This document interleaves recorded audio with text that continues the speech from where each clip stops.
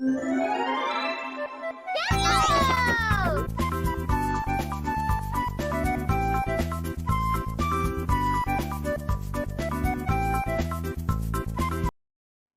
for those that don't know, Halo was a very different game when it was being developed. But not only was it a completely different game, it was a totally different genre when it was being planned out. It's not uncommon knowledge anymore, but Halo was supposed to be an RTS. But as the story goes, Bungie's other RTS, Myth 2, had a massive bug that would delete important files off of a computer when it uninstalled, leading to Bungie doing a massive and expensive recall, leading to Microsoft swooping in, and well, the rest is history. However, after the development of Halo 3, Bungie was done making mainline Halo games, and would only make Halo ODST and Halo Reach. And since Halo belonged to Microsoft, they wanted to expand the franchise out, and in comes Ensemble Studios. Ensemble Studios were the guys who made the Age of Empires and Age of Mythology games, and they had the bright idea to create an RTS for consoles. Now, RTSs for consoles weren't a new thing, but they weren't exactly popular either. But Ensemble Studios figured out how to make an RTS work on a controller, and they demonstrated a build of one of the Age of Empire games to Microsoft that works on the Xbox 360. Microsoft, who was already looking to expand Halo, seeing this, basically on the spot asked if Ensemble could make a Halo game with this design. A deal was struck, and Halo Wars was announced September 27th, 2006, giving off a very different vibe from the other Halo games, as there was more than one Spartan by the end of the trailer, revealing that Halo Wars was a prequel to the Halo series. A prequel before Reach. Now, if you watched my Halo Reach video, you would know the idea of another studio even touching Halo was seen as heresy by Bungie. Ensemble's founder would reveal in 2012 that Bungie said Halo Wars was the whoring out of our franchise, which is kind of an extreme reaction. To say Halo Wars was a miracle is an understatement. Ensemble was run ragged by Bungie. Basically, whenever Ensemble needed something, Bungie was either extremely resistant to helping out, or downright hostile. Ensemble, however, despite the hardship, would press on and would try to be as faithful to the universe Bungie built as they could be, especially setting the game 20 years before the main games, to make sure it didn't affect the main timeline, and also to explore and expand upon the Human Covenant War, since, you know, the original trilogy takes place over the last 3 to 4 months of an almost 30-year-long war. So there was plenty of room and ideas to work with, though Ensemble would have to go to the cancelled Halo movie for material a lot of the time. Despite the hardships, Ensemble would release Halo Wars on February 26th, 2009, though if people pre-ordered it, they got access to it on the 5th. And to entice more Halo fans to buy the game, Microsoft would also give early access to Halo 3's Mythic DLC to people who purchased special editions of the game. So, what was the reception to Halo Wars? Pretty positive. Halo Wars was well received by both critics and fans, though some of the more hardcore fans stayed away due to the game being an RTS. Other fans and casual players, though, would give it a shot and come out fairly impressed. So, it's been over 16 years. How well does Halo Wars hold up today? Is it still an amazing RTS? Were we blinded by nostalgia? Was it extremely mid? Well, before we begin, I want to make it known that I do own both the original Xbox version and the PC version, though I'll be using the PC version for my footage.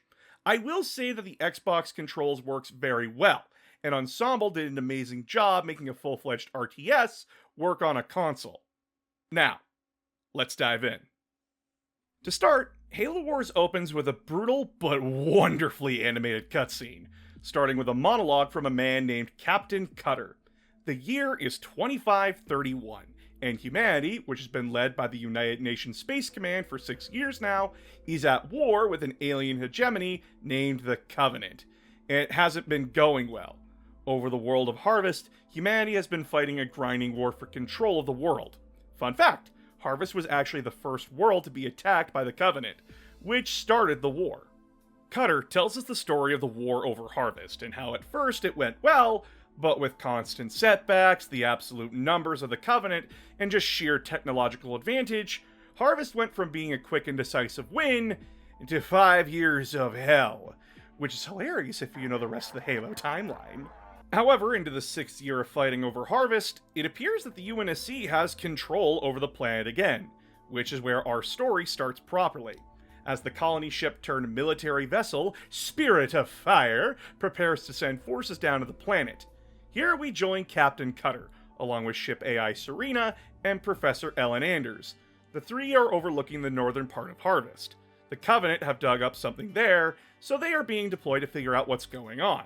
On the ground, running recon, is Sergeant John Forge, which leads us to our first mission. Alpha Base is our first mission. The titular base has been overrun with Covenant. Must be a day ending, and why? We are tasked with finding survivors of the base attack and using whatever is left to retake Alpha Base, with support from the Spirit of Fire. This mission is a good tutorial, teaching us how the Warthog unit works, while also giving us a pretty straightforward point A to point B level design. Once we retake Alpha Base from the Covenant, we jump into Mission 2, Relic Approach.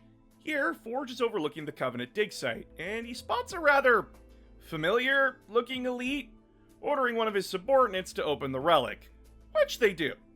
Now, for those that don't know, this is the Arbiter, but before anyone freaks out, this isn't the same Arbiter from Halo 2 and 3. This is a guy named Ripa Morami, so don't stress yourself out about continuity. After getting a good look at the relic site, we jump to orbit, where Anders is preparing to go down to the planet. Cutter informs her that although Forge doesn't recommend her coming down, Cutter is authorizing the mission, but if things go wrong, he wants her out of there fast, which leads us into the mission. Relic Approach is where Halo Wars shows its hand on how the game is going to be. It doesn't drop everything on you, but it does drop everything you're going to need to know and play with, for this mission at least. First, we have to get a base built up before we are allowed to head out, which shows the first unique thing about Halo Wars: base building. Bases are not free-form structures you can build anywhere you want. They require specific spots to build them on, which, as someone who grew up being able to build bases basically anywhere he wanted, this was a choice.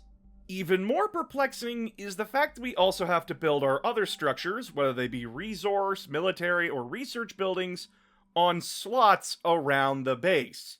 Which, when you remember this game was made for Xbox 360, actually makes a lot of sense.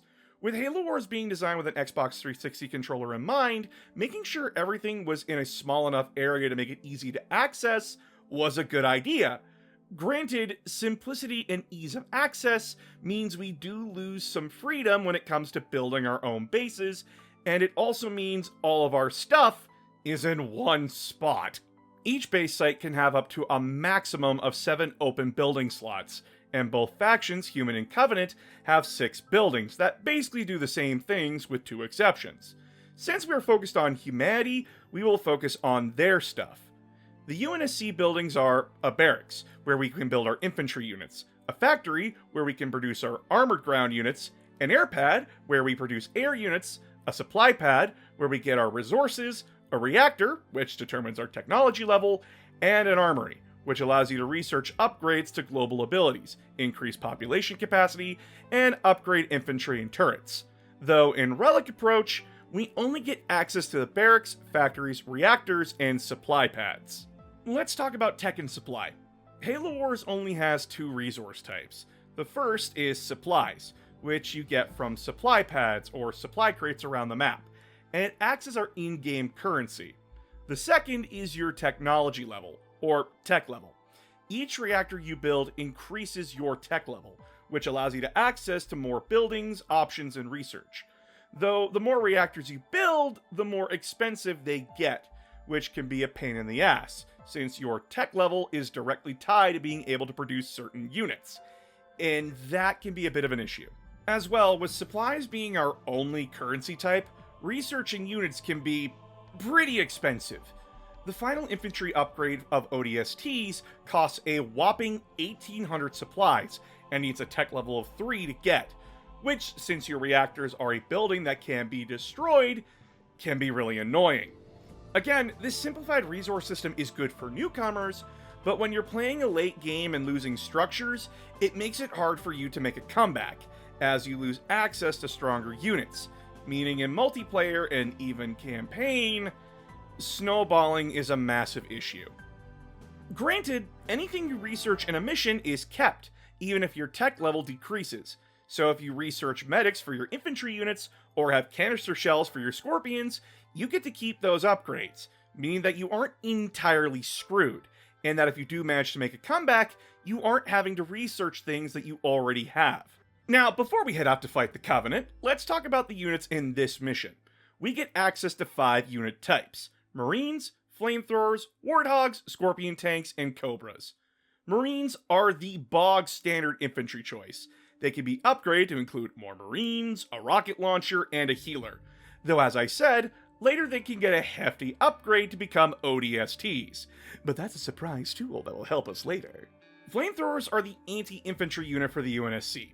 Their upgrades include a flashbang to stun enemy infantry, napalm adherent that sticks to enemies and does continuous burn damage, and finally oxide tanks that make the unit do increased damage to all infantry targets.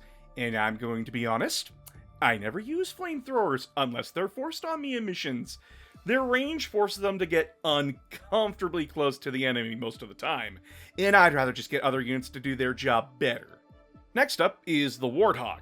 It starts out pretty pathetic as a scout vehicle with no offensive ability, but it can get its standard chain gun, a guy sitting shotgun with a grenade launcher, and can be upgraded to the Goshawk, but you're unable to for this mission.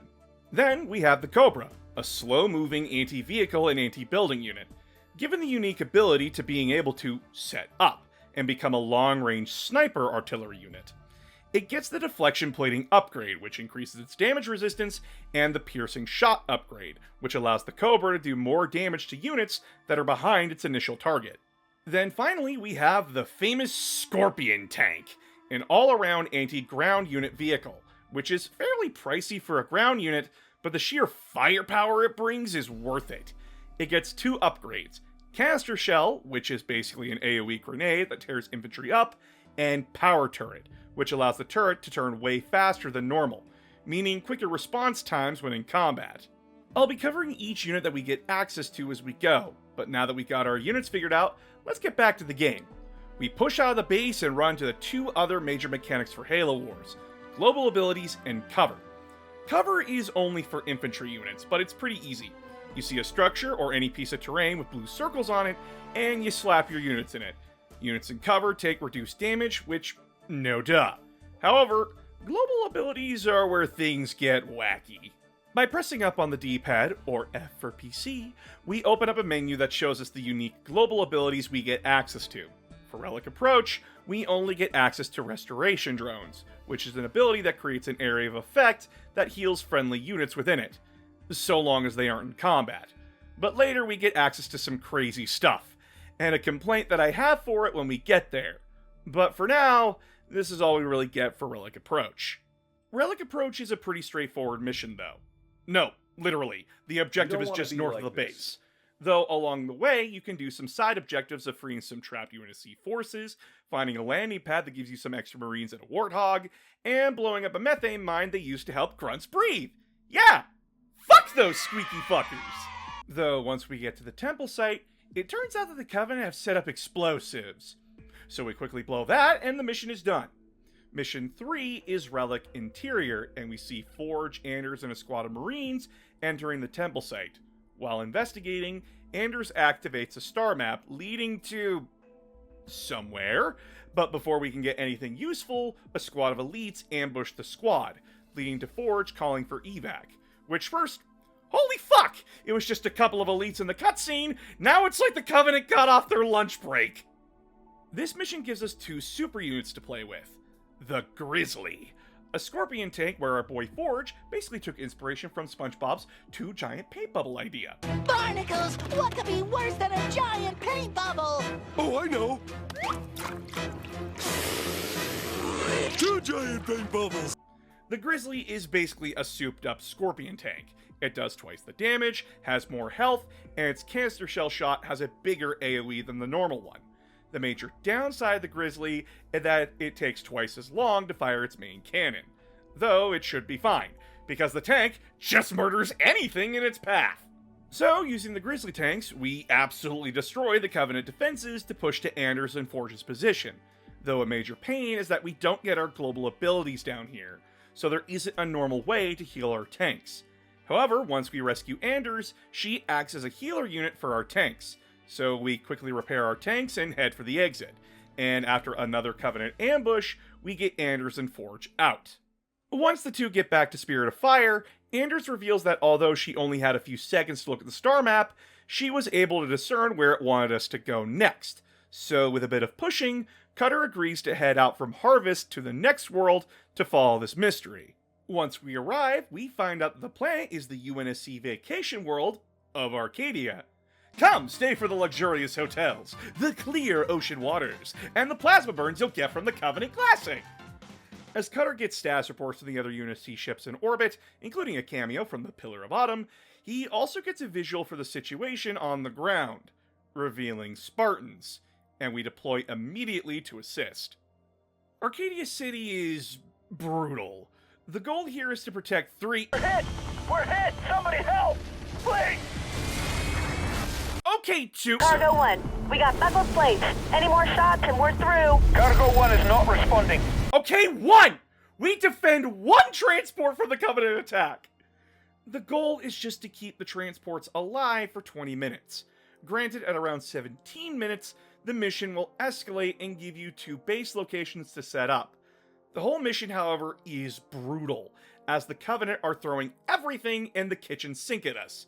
They drop in tanks, elite honor guards, banshees that kamikaze upon death, hunters, in fully upgraded infantry units.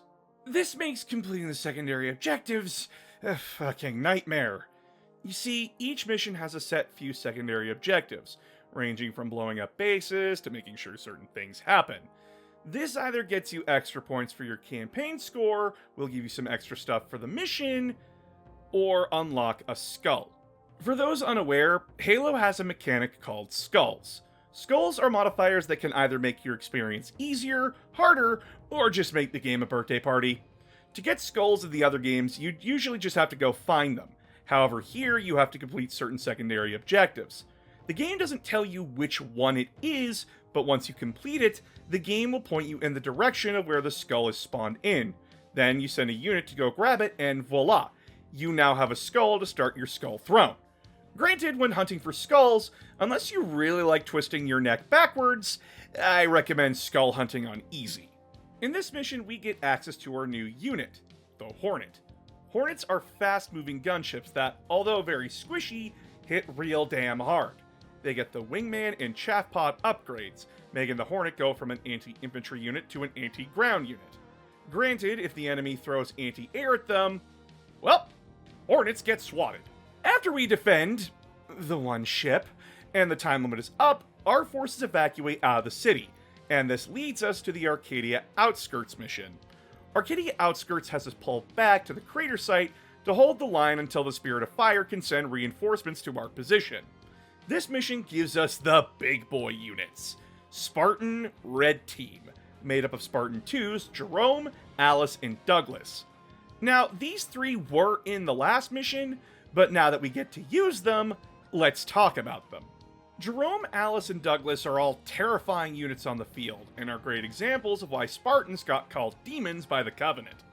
All Spartans share the same characteristics, with having energy shields and the hijack ability. Spartans can board both friendly and enemy vehicles, and by doing so, that vehicle gains significant buffs to all their stats. So not only can you make your Scorpion tanks or Hornets more deadly, but if you hijack a Covenant vehicle, you not only get a souped up Wraith or Banshee, you also get the vehicle's special abilities that were upgraded to have those abilities. Spartans are still dangerous even outside a vehicle. Alice is built to be more anti-infantry, while Jerome and Douglas are anti-vehicle. However, the Spartans aren't invincible. If a Spartan's health hits 0, or the vehicle they're in gets blown up, the Spartan gets downed, and you need to bring a friendly unit over to get them back up.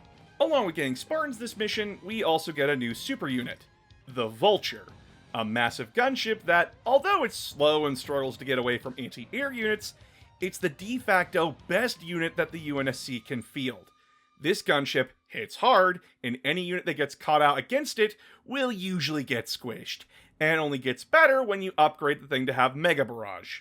We also get the Wolverine, an anti-air ground vehicle that gets the volley upgrade, which allows it to launch a volley of missiles at once, and dual launchers to increase its damage and fire rate. Wolverines are stupidly useful lifesavers. Never leave home without them. Ever. Once we hold out long enough, we get reinforced by 6 more Spartan units. By using them along with our other reinforcements, we push the Covenant back and eventually destroy their base, allowing us to get to leave the outskirts and head out to another location. Dome of Light is a pretty short mission. The Covenant has set up a massive energy shield around something on Arcadia, leading us to launch an attack on said shield. But in order to pierce it, we're introduced to a new artillery unit called a Rhino. The Rhino is a heavy-hitting artillery unit, and our job is to get them to key locations around the map and defend them. Once we get the last Rhino in place, they knock out the shield, which allows the Spirit of Fire to drop orbital bombardments on the Covenant base under the shield. Once it's clear, our forces move into the shield. The next mission, Scarab, opens up with the Arbiter talking to the Prophet of Regret in an unknown location, with Regret assigning Arbiter to find and capture Anders, as she clearly has some experience with Forerunner technology. Which, just want to say here, the cutscenes are just so wonderfully done. Genuinely, if we could get a Halo animated series, I would love to see it done in this style, or at least in the style of the Halo Wars 2 cutscenes. Genuinely, the animators did an amazing job here. Yeah, didn't need to have Regret hold his neck after him shouting over Arbiter, but they did, and genuinely, if they are getting those tiny details down, this team did an amazing job. Back to the game, Scarab has us take on an under construction Super Scarab unit. Though the thing can't move, its main weapon is online. So unless you want to feel the might of this fully armed and operational head game, you have to use the local ruins for cover. But you also can't take too long, as those ruins can be destroyed, and the only thing protecting your base are those ruins. Take too long, and the Scarab will destroy the ruins, then your base. However, there are ways to help take it down. The Scarab head moves pretty fast, but there are generators all around the area. Destroy those, and the Scarab head slows to a crawl, allowing you to divide your forces into 2 and attack the Scarab from 2 fronts to keep doing consistent damage. Now, there is one more thing I want to talk about before we continue. There are these small black boxes that you can find in every mission. They don't do much, but finding them unlocks some extra tidbits of fluff within the Halo universe. So for those who are interested in major events within the Halo storyline, it wouldn't hurt to go after these, as they do cover stuff from both the human and Covenant side of the Halo story.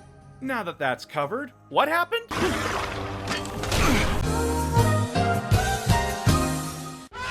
Ah yes, I see! The damsel in distress trope.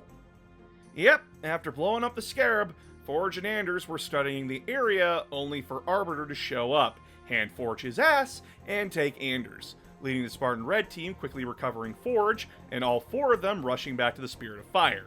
And with only having seconds to decide, Cutter and the crew decide to chase after Anders, as she's vitally important to the UNSC and their mission. Anders' signal is a weird mission. We arrive over some strange planet and... Didn't think I'd be seeing you so soon again, asshole!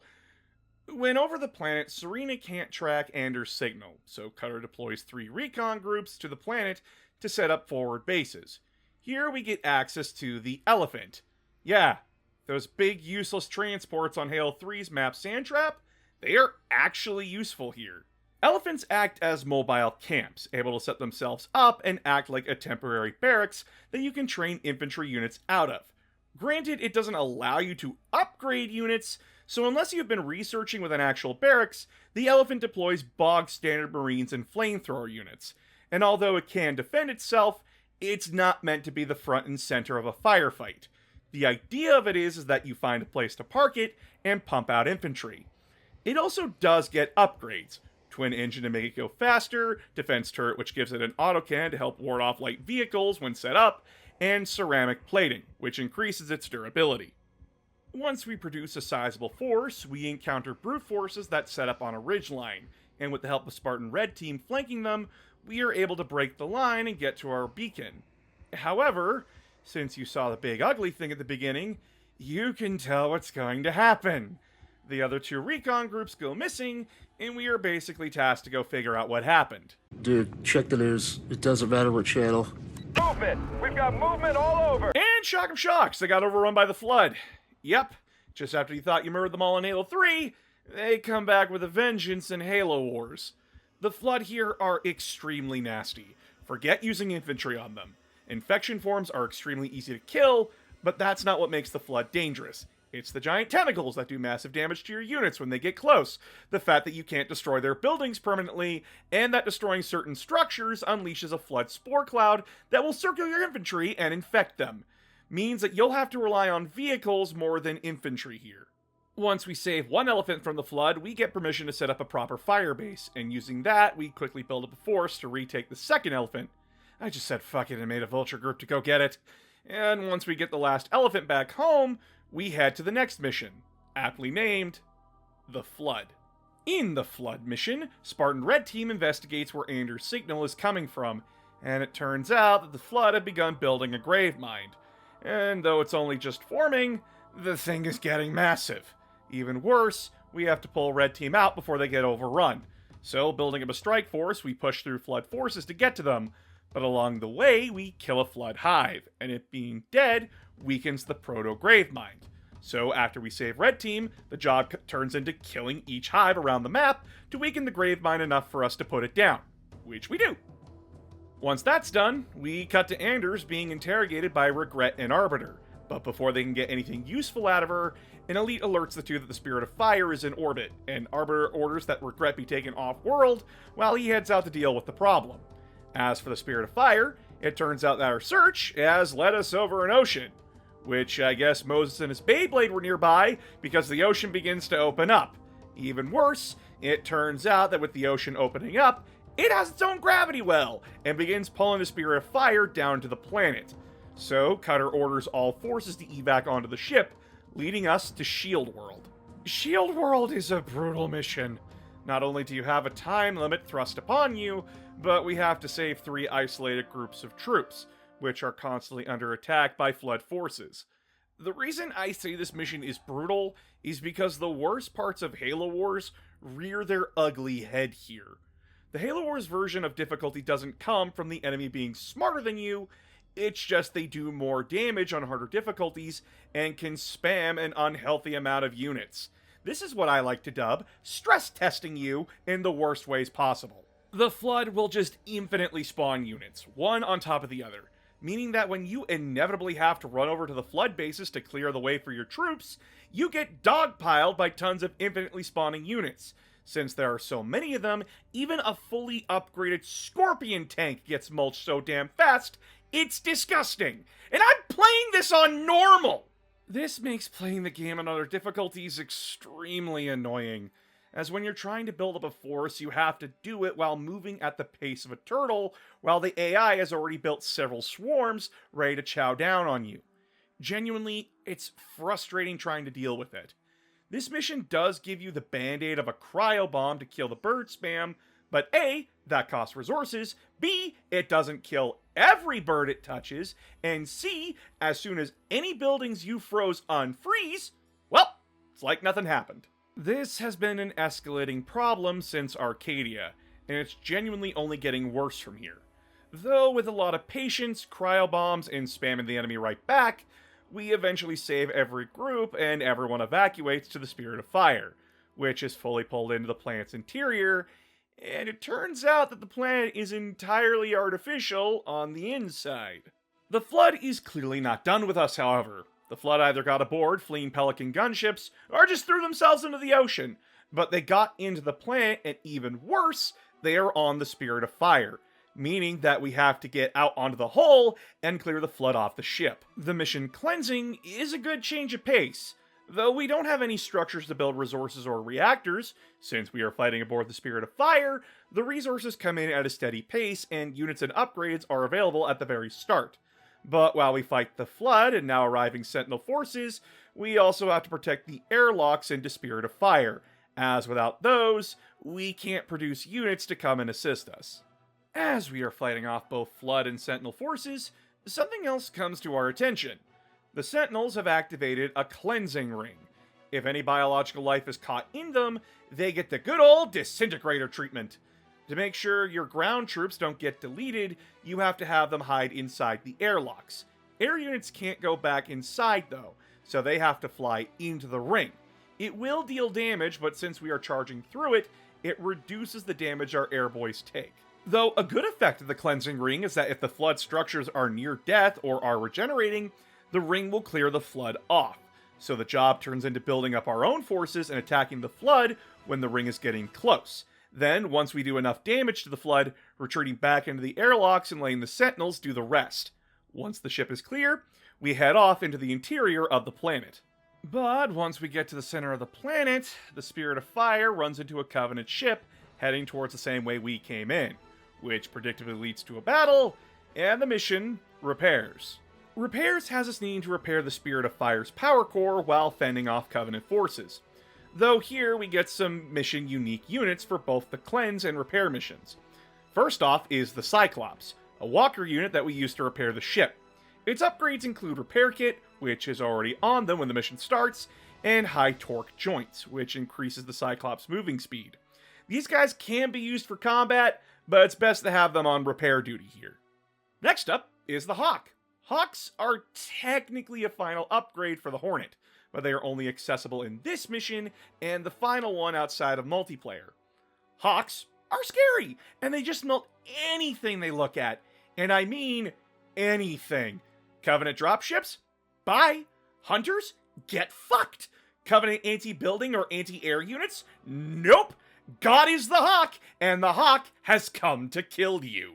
Last but not least is the Gremlin. Though I didn't use it for my recordings, the little EMP that could is a support vehicle meant to disable enemy vehicles and buildings. Though its only upgrades are Focus Lens, which makes its laser weapon a sniper, and Chain Amplifier, which makes it able to disable up to 3 units at a time. The Gremlin is an extremely fragile vehicle, so I didn't use it much. Fighting off the Covenant, we are finally able to repair the power core, and the Spirit of Fire speeds off to safety. Fun fact, the Covenant ship we just fought off was carrying the Prophet of Regret, so it's kinda neat that we came so close to not having that boring boss fight in Halo 2. Back with Anders, she's finally used by Arbiter to activate the big MacGuffin of the story. A Forerunner fleet that was just sitting here, dormant.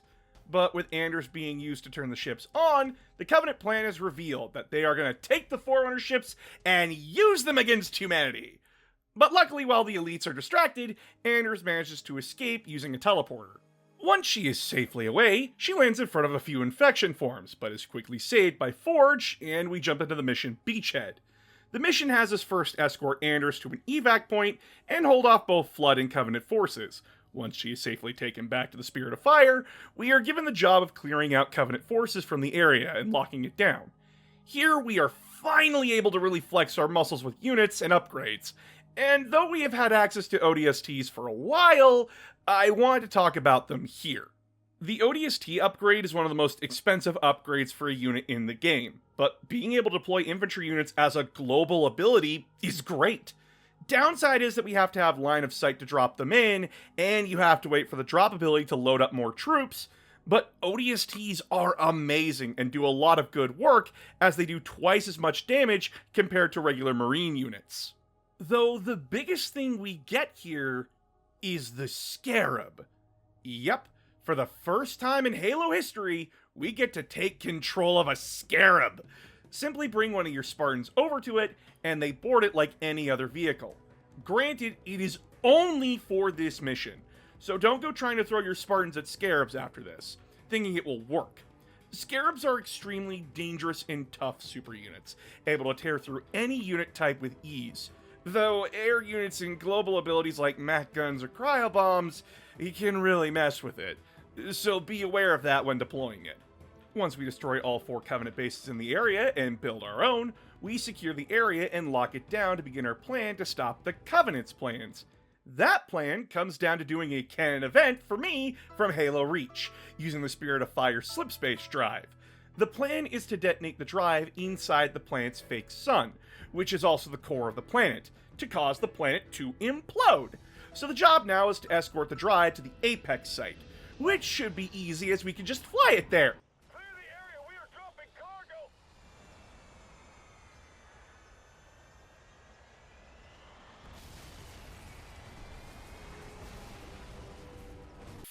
Fuck! The mission Reactor has us escorting the slipspace drive up to the Apex site. We hitch the drive up to an elephant, and it's a slow escort mission, as we have to drag the thing up several hills while under attack from Flood, Covenant, and Sentinel forces. This is where I said to keep Wolverines around, as they are a big help against air units that come out of nowhere, and they're a good early warning sign for incoming attacks. Though if the elephant gets destroyed, the drive will slide right back down if it was on a hill. Once we get the elephant to the Apex site, we get one of the most famous cutscenes from the game, and Halo in general. We watch Red Team and Forge fight off elite honor guards and the Arbiter, which both Red Team and Forge come out on top. Though during the fight, the slipspace drive was damaged, and someone has to stay behind to detonate it. And Forge volunteers, as he says that the UNSC is going to need every Spartan in the fight. So taking off, Forge prepares the makeshift bomb, and we head into the final mission of Halo Wars, Escape. Escape is the most brutal mission in Halo Wars, as it should be as the final mission. Though this is a lot to throw on someone. First off, it's a four-way ground war between the UNSC, Covenant, Flood, and Sentinels. Secondly, the Covenant are constantly deploying super units to the field. Kill one Scarab and another will appear. Third, the objective is to open the big portal holding us inside the planet, which we can only do by opening 6 doors. One door at a time, in sequence. To open the doors, we have to bring an infantry unit near the console, and once one door is open, you have to open the door on the opposite side of it. If you open any other door, the previous door will lock back down, and if any Flood unit gets too close to the consoles, the doors will automatically lock down. So the mission becomes balancing base building, holding off any non-UNSC forces, making sure you are opening doors properly, and not fucking up. This mission is hell. The fact that the Covenant gets Scarabs, and we have to juggle several other problematic units and bases all over the place. The common strategy is to just get Vultures and Scorpions, drive in circles around the map, and drop in ODSTs on top of the consoles, which takes a bit, but usually should have 10 to 7 minutes to spare. Did I not mention you're on a time limit for this mission? Once the doors are open, Spirit of Fire recovers whoever they can, and using the gravity well of the sun, the ship slingshots away from the planet as it, the Flood, the Covenant, and the Sentinels are all destroyed together. Although without their slipspace drive, all the Spirit of Fire can do is float in space with an SOS beacon playing. And until they are found, everyone who survived goes into cryo, hoping that one day they will be saved. And that's Halo Wars 1. Though it clearly has problems and is a simpler RTS, I genuinely think that if you want to get into RTS games or Halo, Halo Wars is a good place to come in. The timeline menu gives newcomers an easy way to see where things start and where they end by the time of the original trilogy. And though the multiplayer is a bit more limited, as there are only 3 different playstyles between both the UNSC and Covenant, it is a fun and engaging multiplayer game. I do recommend getting the PC version, but if you have the 360 or access to modern consoles, give it a look. However, this wouldn't be where the Halo Wars story ended. As many of you well know, Halo Wars got a sequel in 2017, and the actions of the Spirit of Fire would have lasting consequences with stories like Halo Escalation, covering why the Spirit of Fire was never found, and books focusing on John Forge's daughter, Orion Forge, chasing down the mystery of what happened to the Spirit of Fire and her father. Aside from Escalation's varying quality, Orion's story is actually pretty good, so I recommend getting those books if you can. Next time, we will be covering another strategy game, but we are going back to Warhammer 40k, as we will be covering Dawn of War 2, a game that split the Dawn of War fandom down the middle, and in my opinion, gave a lot of people the wrong idea about Space Marines. But don't forget, if we reach 15k subs on YouTube, or donate a certain amount by the end of March, yes, I've extended the timeline, I'll review and stream Warhammer 40k Fire Warrior. I will know pain. So, subscribe, hit that bell icon, and consider joining the Patreon. And I'll see you all next time.